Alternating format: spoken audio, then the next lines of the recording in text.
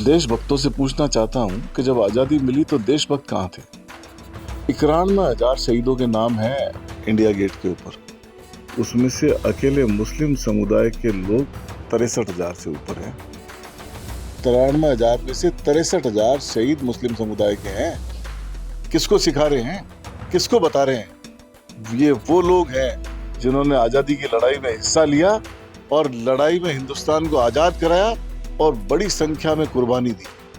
कुर्बानी देने जो जो अंग्रेजों के साथ बैठे थे वो आज देशभक्ति की बातें कर रहे हैं। जो अंग्रेजों के फेवर में गवाही दे रहे थे वो आज देशभक्ति की बातें कर रहे हैं। और जिन्होंने शहीद बन करके इंडिया गेट पे शहीदों की लिस्ट में अपना नाम लिखा दिया, उनकी बात नहीं करेंगे। ये इस तरह की बातें करना एक सस्ती पब्लिसिटी हासिल करने का तरीका है, ताकि लोग काम की बात नहीं करें।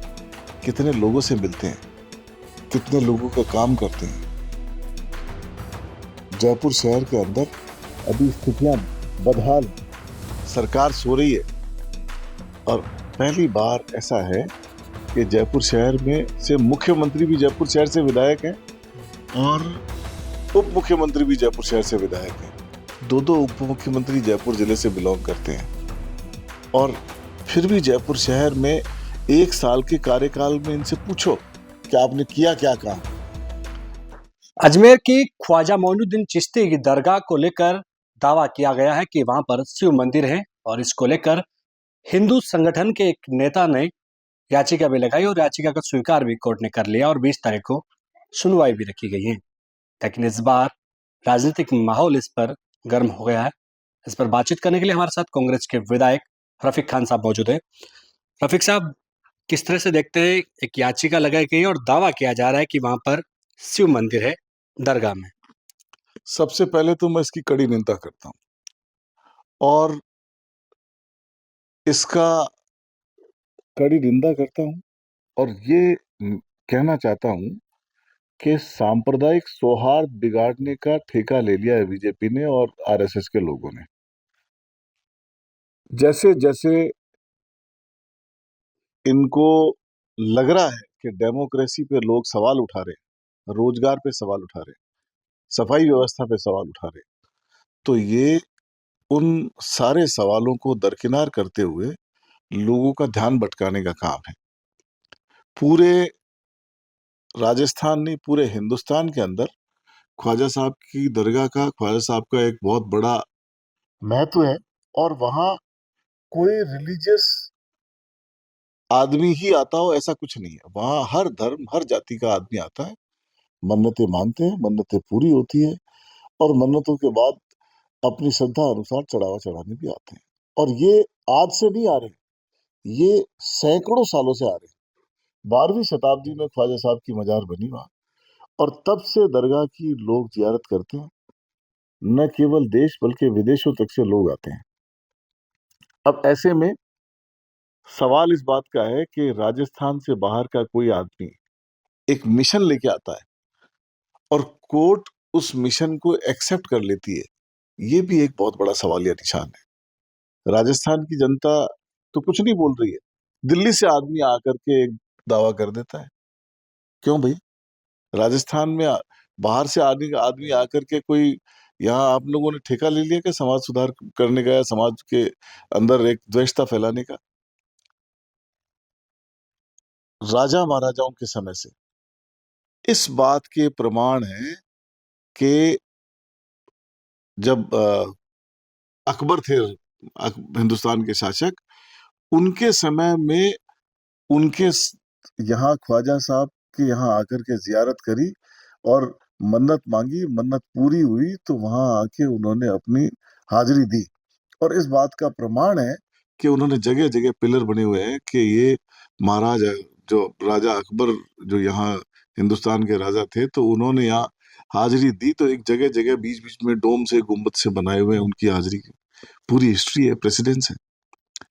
उन सब बातों को दरकिनार करते हुए और एक आदमी ने ऐसी फिल्म सी ग्राउंड पे आए और आकर के एक एप्लीकेशन लगा दी और कोर्ट ने एक्सेप्ट कर ली। ये एक बहुत बड़ा सवालिया निशान है, चैलेंज है कि आज के जमाने में जब हमारा हिंदुस्तान का कॉन्स्टिट्यूशन कुछ और कहता है, कॉन्स्टिट्यूशन में प्रोविजन है कि 1947 में जो स्थितियां थी धार्मिक प्लेसेस की वही रहेगी, उसके साथ कोई छेड़छाड़ नहीं की जाएगी।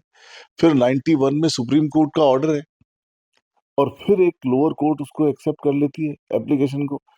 तो इसका मतलब ये है कि ये एक साजिश के तरीके से काम किया जा रहा है। अचानक कैसे?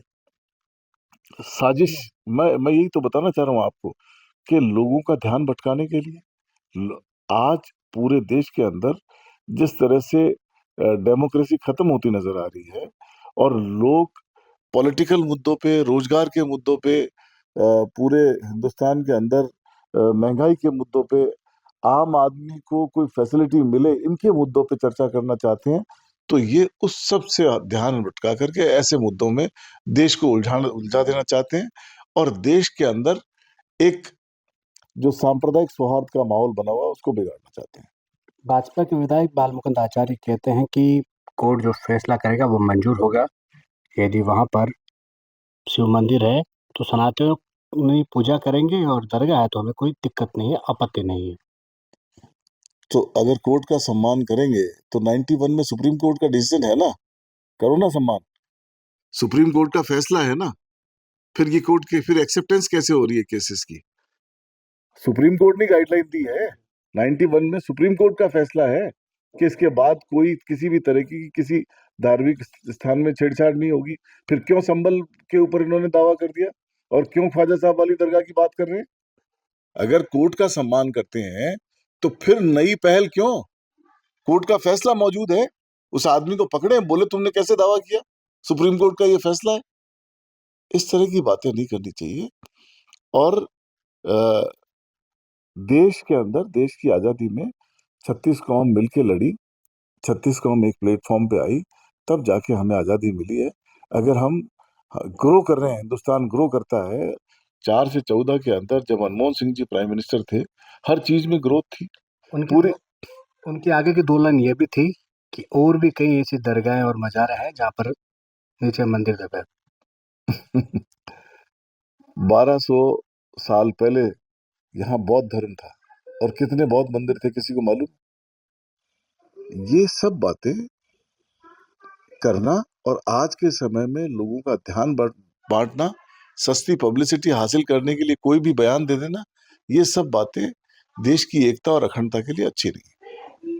लेकिन एआईएमएम जो कि और असदुद्दीन ओवैसी साहब उनके चीफ है पार्टी के, वो कांग्रेस के खिलाफ हो रही है कि कांग्रेस के जो राजस्थान के मुस्लिम विधायक है वो कहाँ है इस मुद्दे पर।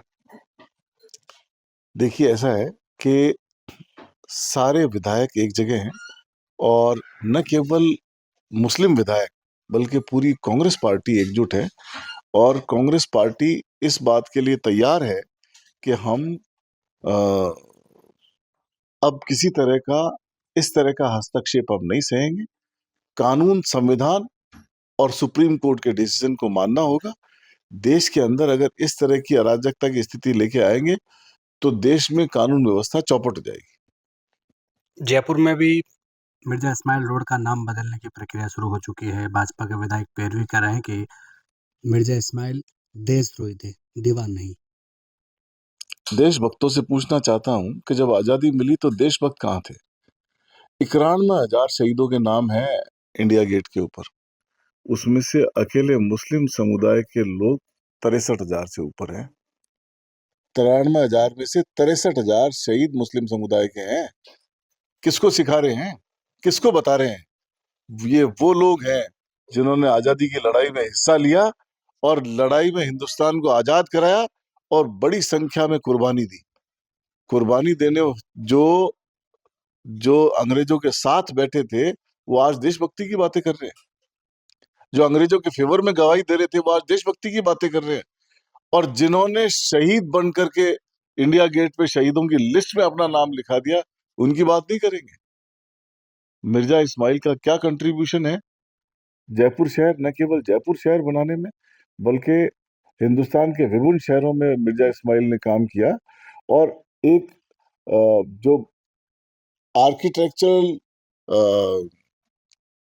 सिटीज को अगर आप देखेंगे तो जहां जहां मिर्जा इस्माइल ने काम किया है उनके अक्स दिख जाएंगे कि कितना जबरदस्त आर्किटेक्चर से उन्होंने काम किया और कैसे कैसे शहर उन्होंने हिंदुस्तान में बसाए। खाली जयपुर एक अकेली मिसाल नहीं है।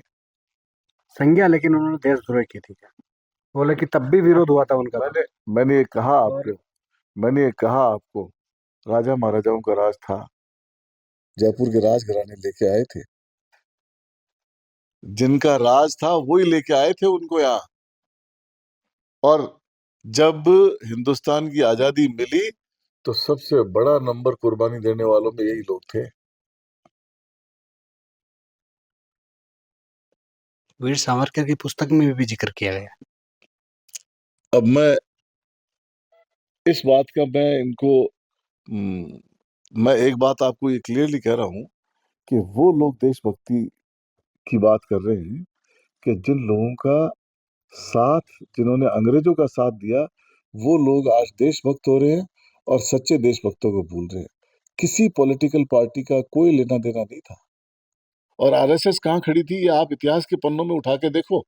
आरएसएस किससे लड़ी ये भी देखो आप। और कितने लोग आरएसएस के लोगों ने कुर्बानी दी ये भी देखो।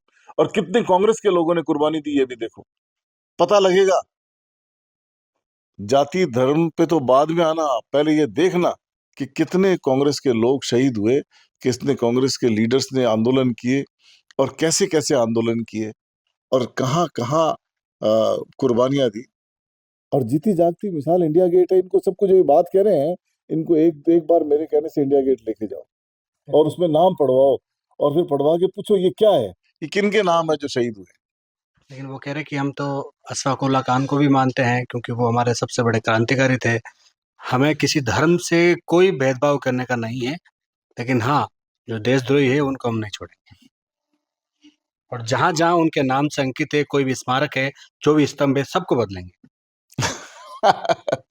ऐसा है कि ये इस तरह की बातें करना एक सस्ती पब्लिसिटी हासिल करने का तरीका है, ताकि लोग काम की बात नहीं करें।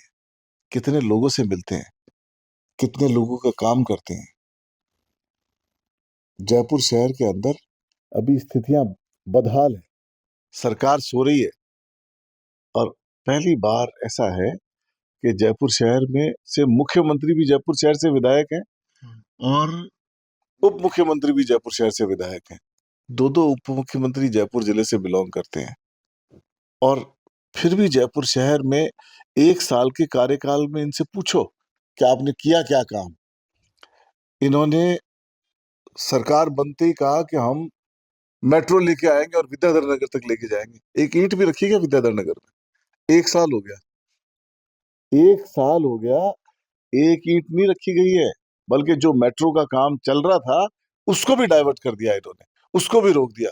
और मैं आपके माध्यम से ये कहना चाहता हूँ, अगर मेट्रो का काम चालू नहीं हुआ तो मैं आंदोलन करूंगा, धरने पे बैठूंगा और पूरी कांग्रेस पार्टी एकजुट होकर के एक एक मंच पे आएगी और आंदोलन करेगी। लेकिन राजनीति में जो बदलाव आया है, नाम चेंज होना, दरगाह पर मंदिर का दावा करना, किस ओर ले जा रही है राजस्थान को? राजस्थान ही नहीं, ये पूरे देश में एक चिंता का विषय है। और न केवल इस बात की चिंता है, बल्कि सुप्रीम कोर्ट की गाइडलाइन से ऊपर जाकर के भी अगर निचली कोर्टें अगर कोई इस तरह के मुकदमे एक्सेप्ट कर लेती है तो ये भी एक चिंता का विषय है। और संभल वाले मामले में सुप्रीम कोर्ट ने गाइडलाइन दी है। मुझे पूरा विश्वास है कि जो अजमेर में जिस तरह से दावा किया उस पर भी सुप्रीम कोर्ट संज्ञान लेगी और उसमें भी अपनी गाइडलाइन देगी। बहुत बहुत शुक्रिया रफीक खान साहब। दरगाह वाले मामले में सुप्रीम कोर्ट संज्ञान लेगी और वो अपने हित में और जनता के हित में फैसला लेगी। और जिस तरह से राजनीति का जो बदलाव आया है, जिस तरह से राजनीति एक तरह से कहें कि भाजपा के नेता हो या फिर कांग्रेस के नेता हो, आरोप प्रत्यारोप के बीच जिस तरह से यहाँ पर माहौल बदला जा रहा है, उसको लेकर कहीं ना कहीं उन्होंने कटाक्ष किया है। कैमरा सहयोगी मनोज के साथ विशाल शर्मा, जयपुर, राजस्थान तक।